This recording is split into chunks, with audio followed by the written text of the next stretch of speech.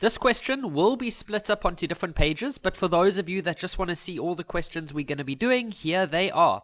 So it says that learners use the reaction MgCO3 which with excess HCl to investigate the relationship between temperature and rate of a reaction. And then here is the equation or the reaction that is taking place. And let's just see. So yeah, typically they like to do these reactions where you have a acid and then some type of base, like a metal carbonate. Because when you take a metal carbonate, for example, and you react it with an acid, it always produces a salt, water, and CO2. Now, the CO2 is a gas, and they love to use questions where they measure how much gas is produced, for example. And so here you can see average rate of CO2 that they measure. Okay, that's just typically what I see over and over and over. Sometimes they don't use like a metal carbonate, but they use just a normal solid like zinc or something like that, which is a metal. And we know that if you take a metal and you react it with an acid, you produce a salt and hydrogen gas. That's another one that I see quite often. Okay, but I think I'm getting a little bit ahead of myself. Let's see what they actually want us to do today. So it says the results obtained are represented in the graph. Okay, so let's move on now to where I split the questions up. So the first question says, define the term rate of reaction. So I'll get the definition for us now, but rate just means how fast. Now, there are a whole lot of different things you can say, and on the memo, they even give a whole lot of different things that you could say. So what you should say is the following. It is the change in... So I thought instead of writing it out, let me just show you. So, okay, so the first one is, and they said you can choose any one. So the first one is you could say change in concentration of products, or you could say change in concentration of reactants per unit time, or just per time, for example. The other option is that you say it is the change in the amount, or you could say the number of moles. You could use volume, or you could use mass. You don't have to use all of those. They're giving you options. So you could say amount of moles of products or reactants per unit time, okay? So you can choose whichever one you prefer over there, but there were, those are the different options that we can choose when defining the rate of a reaction. Okay, now this question over here says, state two conditions that must be kept constant during this investigation. Okay, so in this investigation, we are investigating the relationship between temperature and the rate of the chemical reaction. So, that is the variable that they are changing. They are running this. So remember, reaction rate can be affected by many different things, such as concentration, pressure, using a catalyst or not using a catalyst, temperature, surface area, like are we using a solid or are we using a powder? Okay, these are all different factors which make reaction rates faster or slower. However, the goal of this experiment is to investigate the relationship with temperature. So that is the only variable that we need to be changing. We're either going to make it a bit more hot or a little bit more cold. That's the only variable we're going to change. So the other variables, such as concentration of your hydrochloric acid, these need to remain constant. The pressure, for example, the use of a catalyst, we don't change that. And then the nature of this, the solid, because remember this is a solid, so you could either have it as a big piece or you could have it as a little bit of a powder. So you could say the nature of the MgCO3. We don't look at these ones because these are products. We can't change the products. Okay, the products are they are the byproduct, excuse the pun, of what we do here. So once again, we're not going to change the concentration of this. because we are only affecting temperature. We're not going to change the pressure in the system. We're not going to change the use of a catalyst. So like if we're going to use a catalyst, then only use a catalyst. Use a catalyst for all of the experiments. If we're not going to use a catalyst, then don't use a catalyst for any of the experiments, okay? But don't use one experiment with a catalyst and then one experiment without a catalyst, okay? So they must choose what they're going to do. And then if they decide what they're going to do with the MgCO3, either they're going to keep it as a big piece of solid or they're going to grind it up into a powder. They can choose whatever they want, but then they must keep it the same for the whole experiment, for all of the experiments. They mustn't change that. The only thing that's changing is the temperature. Oh, and then another thing, how much of the MgCO3 and how much of the HCl we're using. We must not change that either. So we can add that as another option, amount of HCl and MgCO3. Okay, so they said give 2, but I've given you all the possibilities. Okay, here we go. 4 marks. Use the collision theory. Okay, so remember what the collision theory tells us. It tells us, I'm not answering their question now. I'm just giving you some like a bit of a background theory in case you're busy studying or preparing for something. Okay, so this is not the answer to this question. I'm just quickly showing you something. So the collision theory, think about the word collision. It's literally when you have a molecule and another molecule that collide. The collision theory tells us that in order for a chemical reaction to take place, you need 3 things to be in place. Number 1, the objects have to bump into each other. That should be pretty obvious to you. So the objects must collide. They must go into each other. But that is not enough. That is not good enough. They have to have the correct orientation. For example, maybe this one does something like that, and this one does something like that. Then when they collide, maybe this part slips into that part, for example. Like, I don't know how it works, like how the chemicals are really working, but I'm just using an example. For example, let's draw that again. So if this molecule collides with that molecule, then it fits in perfectly. You remember how, like, as kids we used to play Tetris where the blocks fit perfectly? But maybe if this block was facing the wrong direction, like maybe this block is, I can't draw. Maybe that block's like that. Then when this one and this one collide, they're just going to bounce off of each other because they're not going to fit into each other properly. So the orientation is wrong. So they need to have the correct orientation.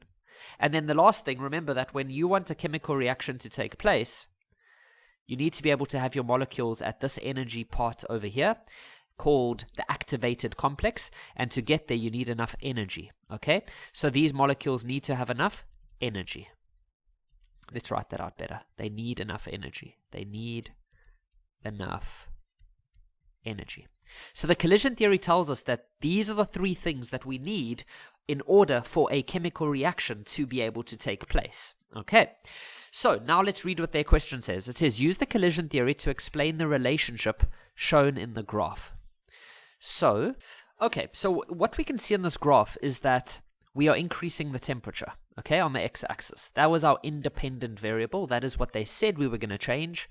And so what we can see here, for example, is that, and then here they're telling us the average rate of CO2 production in grams per minute. So you need to understand this graph. It says that if you run this experiment at, let's say you run this experiment at 20 degrees Celsius, then if you read off the this value, let's just say, I'm not saying it's exact, I'm just saying as an example, if this is 0.14, then what it means is that if you run this experiment at 20 degrees Celsius, then your rate of production of CO2 will be 0.14 grams every minute. Okay? If you then decide to run this reaction at 40 degrees Celsius, then you will produce, so if you run it at 40 degrees Celsius, then you are going to produce the CO2 at 0.5 grams every minute. If you then decide to run this at, 10 degrees Celsius, then your rate of production is going to be less for CO2. They're not saying you're going to make less CO2. They're saying that you're going to make it slower, the grams per minute. So your grams per minute will become less. Okay?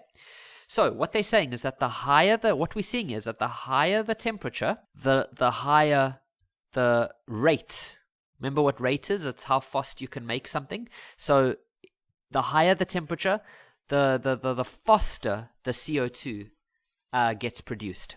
So let's think about that from a collision theory point of view. If you make the temperature inside a container higher, so if you have a container, okay, let's say we have a container, okay, and you've got molecules moving around. If you increase the temperature, what happens to those molecules? Well, if you increase the temperature, they are going to move faster because they're going to have more kinetic energy. Okay, so the molecules are going to move faster. Does that not mean that they're going to collide more often? Yes. Does that change their orientation? No, it doesn't. You can't say, like let's say for example, this molecule looks like this. Just because you increase the temperature doesn't mean it's going to make it look different. So we can't change the orientation. You could never do that. And then by increasing the temperature, do we not give the molecules more energy? And so it'll be easier for the molecules to have the activation energy that they need to react? Yes. So that is what temperature does. It makes the molecules move faster. So I will write this down now, guys. I'm just explaining. So if they just chill, bro. Just take a chill pill, okay? So, but Kevin, I've got my exam in like 6 minutes, bro. Come on, the teacher's calling me. Sorry, guys. Just wait, okay? I'm getting there. So I'm getting nervous now. Okay, just chill, Kev. Maybe you need a chill, bro. Okay. So, we said that if you increase the temperature, these molecules, they're gonna move faster. That's just what temperature does, right? If you add more energy into the system in the terms of, if you increase the temperature, you add more energy to the system, they move faster because temperature is a measure of average kinetic energy. So the molecules are going to move faster. That means that they are naturally going to move in, they're going to bump into each other. It's going to be chaotic in that container. They're all going to be like, whoop, sorry, coming through. Sorry, Bob. Morning, how are you? How are your kids? Sorry, I bumped into you too. How are you, Tony? So it's going to be pretty crazy. Everyone's going to be bumping into each other because they're moving around so quickly. Okay?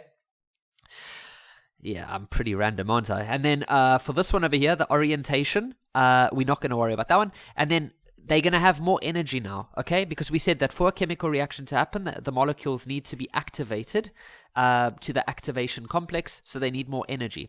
So obviously, if you've given them higher temperature, they've got more energy in the form of kinetic energy. Okay, so with that being said, let's go put this into words so we can get our 4 marks. So let's first explain to them what we see on the graph. Okay, on the graph, it can be seen that the rate of CO2 production increases with temperature. Okay, I'm going to take this out. Now we can say that an increase in temperature, and guys, you don't have to say it exactly like I do, an increase in temperature causes the molecules to have more kinetic energy. Okay. Oh, something important that I wanted to mention. You know how I said that number 1, you need the molecules to collide. Number 2, they need the correct orientation. And number 3, they need enough energy. Okay. Now, remember I said that when you increase the temperature, they're going to collide more often, right? But then I said that that doesn't have any effect on the orientation. But what I forgot to mention there was, in chemistry, you get 2 types of collisions. You get one that's successful, that's called an effective collision, and then you get a collision that is not successful, and that's called ineffective. So you could imagine that if you've got a molecule that looks like this, colliding with a molecule that looks like that, that's going to be effective. It's going to be a good collision because this part and this part are going to link up perfectly, okay? So that would be called an effective collision. But if you had like a molecule, for example, that looks like this, and then colliding with a molecule that looks like that, well, that's not really going to be an effective collision because this part and this part are not going to link up nicely. So that's called ineffective, okay? So, would you agree with me that if we can increase the number of molecules that are colliding by making them move around faster, they are going to bump into each other more often, right? So doesn't that mean that we will have more effective collisions taking place compared with if the molecules were just moving around slowly? Like if you sit there for 1 hour and you watch them, because they're bumping into each other more often, we would expect that we will see more effective collisions taking place because there's just more collisions, right? Okay, so what we can then say is that more effective collisions will take place. Okay, so more effective collisions will take place, and then the next thing, okay, so we've spoken about the fact that they're going to be moving faster, or having more kinetic energy, and we also explained that there's going to be more effective collisions. The next thing is that with an increase in temperature, we can say that an increase in temperature also allows more molecules to overcome the activation energy, which also leads to more effective collisions. Because once again, if two molecules collide, but they don't have the right amount of energy, well, that's going to be called ineffective. Leads to more effective collisions. Okay, so therefore, rate of CO2 production increases with, I'm just going to squeeze this in here, guys, an increase in temperature. Okay? Oh, and then something I forgot, something that they do like to see on the memo is over here. More effective collisions. And then when you say more effective collisions, just add in over here per unit time. Per unit time. So more effective collisions per unit time will take place, which also leads to more effective collisions. And then over here, just say per unit time. Okay, I've added a little bit extra here. This is worth more than 4 marks, to be honest, what I've given you, but I just want you to have the full understanding of the reasoning behind this question. This question says that the learners obtained the graph above using 5 grams of MgCO3 with excess HCl. Okay, so we know that we are at a temperature of 40 degrees. So we're going to use this 40 degrees over here. So we can go up and then across, and it's perfectly on that line at 0.5. Okay, so that 0.5 is the grams per minute of CO2. It's not the grams of CO2, it's the grams per minute. So we can come back to that value a little bit later, because what we're going to do now is, so what they tell us here is that 5 grams of Mg or magnesium carbonate, and then they're using excess HCl. Okay, so that means that we don't know how much HCl we're going to use, so we're just going to ignore that part.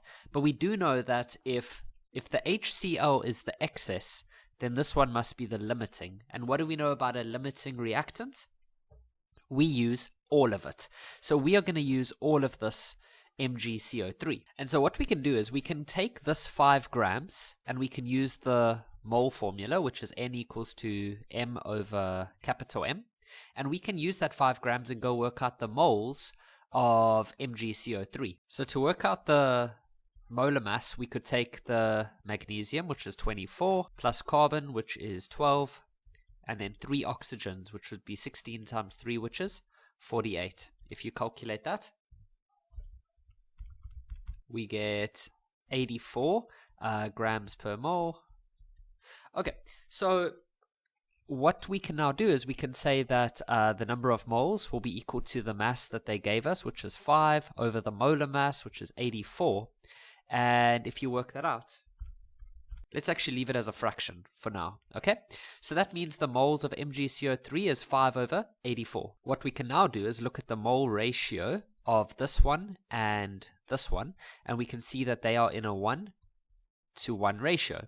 So therefore, the moles of CO2 will also be 5 over 84. But that is the moles that is produced, because it's the product.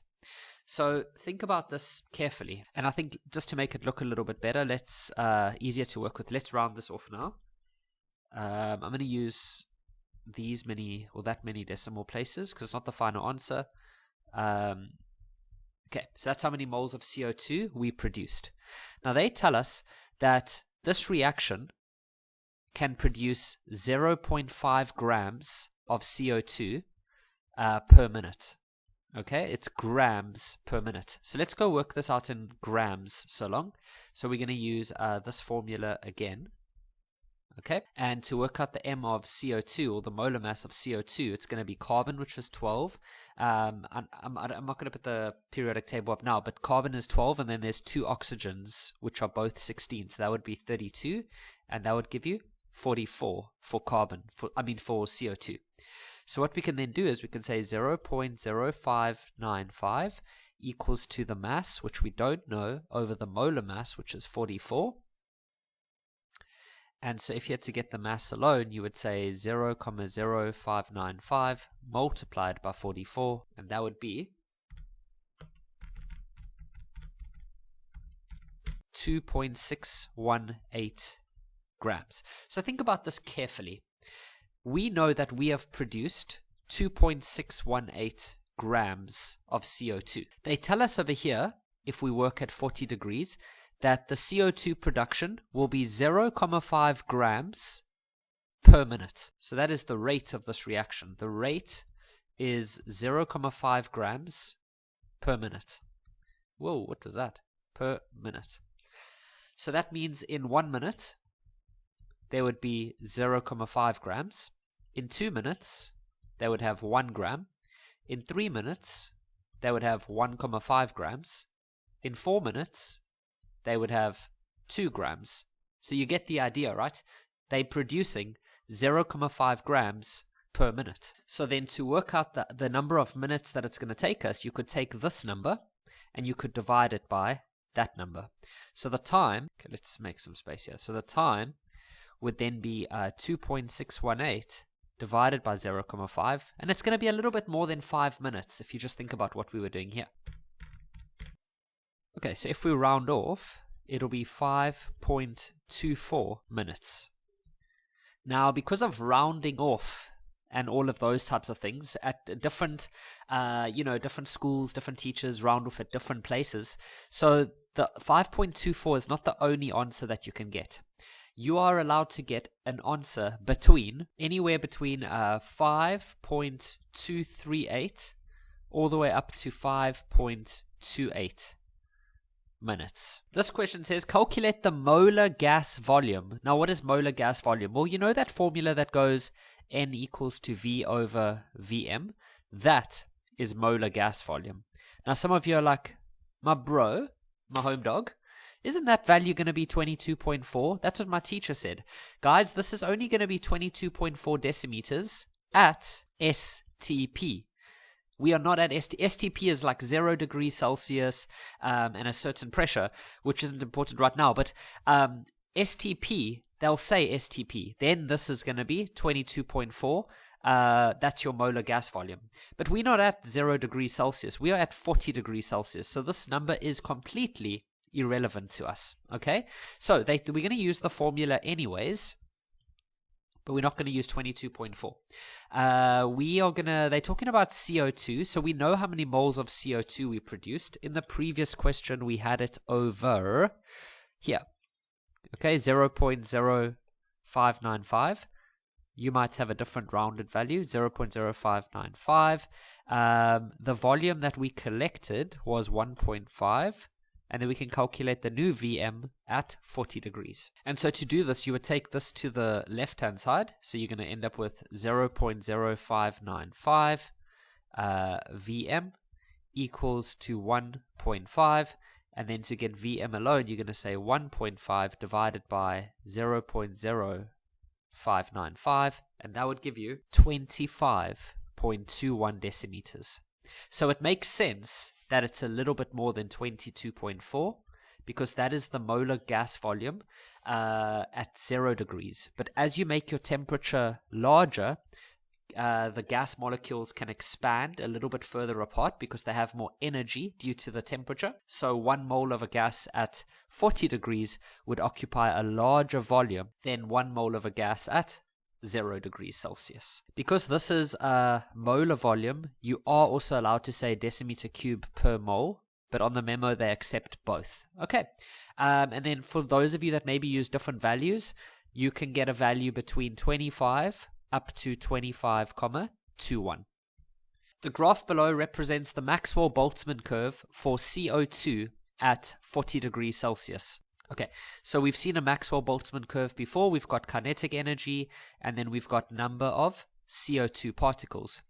Now it says, redraw the graph above. Okay, wait, on the same system, I've actually sketched the curve that would be obtained at 20 degrees. So what we need to understand is that at 40 degrees and at 20 degrees, the amount of CO2 will not change.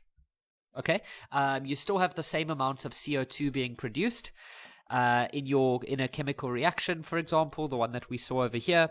That doesn't change because we're not changing the 5 grams of MgCO3. All that's going to happen is that by changing the temperature from 40 degrees to 20 degrees, what does that do to the kinetic energy of the molecules? Well, it makes them a little bit slower, okay? So, for example, these molecules over here, which currently have a kinetic energy of, I don't know what the value is, but maybe it's like 50, for example. Well, those molecules are now going to have a lower kinetic energy. And so we're going to sort of see this part of the graph move a little bit to the left. This part's going to go a little bit left. This part's going to go a little bit left. This part's going to go a little bit left. They're all going to go a little bit left. So as we showed, with all of these parts that are going to move, you might expect the graph to just move to the left like that, for example. But for some reason, as you move to the left, the peak of the graph goes up, okay? So it's actually going to go a little bit higher, and then like that, okay? And then as you move further to the right, that curve flattens out, so it becomes more like that, okay? And for reasons that go way beyond even grade 12 level, they don't expect you to know that. Just know that when the curve, I mean, they want you to know that the peak goes higher and lower, but you don't have to explain why. So if this is a normal curve, then if you make the temperature larger, the peak does something more like that. You see how it goes a little bit lower, but a little bit further to the right. And then if you make it colder, it goes higher up, but then like that. Okay? Okay, so let me just show you that again. So if I take, for example, this part, and this part, and this part, and this part, and I just shift them a little bit left, because their kinetic energy is going to become less, so I can put it there, there. Well, let's do this in X's. There, there, there, and there. Okay, so then you could try draw your new curve, but for some interesting reason, which goes beyond the scope of high school chemistry, the more left that peak goes, the higher up it goes. So this peak is going to be shifted left, like we said, but then it's going to go up a little bit. So you're just going to increase its height a little bit like that. Okay, and then let's go draw. So you're going to get a graph that does something more like that. And if they increased the temperature, let's say they asked you to draw a graph of 60 degrees, for example, because this is 40 degrees, this is 20 degrees. If you go to 60 degrees, then everything becomes has more kinetic energy. So then you would get something like there, this would also move there, and then this would move there. But then this peak would actually go a little bit lower down, okay? So it would be like there. So you'd get a graph that does something like that. Okay. That's just if they gave us something like that.